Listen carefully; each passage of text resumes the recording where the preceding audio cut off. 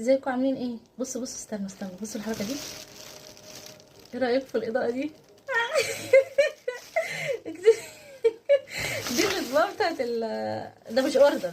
الاطباق دي مش اوردر، لا. ده اللي لما بارك اختنا اللي من السعوديه اللي بعتت لي، اللي هي اول عميله ليا من بره مصر. عشان اللي زعلانين مني احنا متابعين من السعوديه، والله ما اعرفش، والله ممكن متابعين من السعوديه، بس اول عميله ليا هي. فلقيت اللي هي دي اما اعمل كده اهو. اضاءه اهي، اضاءه ولا مش اضاءه دي؟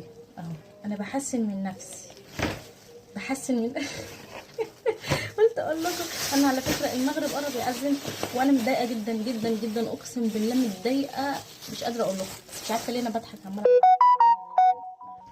المهم يعني متضايقه ليه؟ لان انا كان في نيتي وضميري ان انا كنت هعمل امبارح كنت هعمل الوجبات اللي هي ايه، اللي هي هو اصلا هي قالت لي اختاري اللي انت عايزاه، فانا اخترت ان هو هيبقى اطعام بقى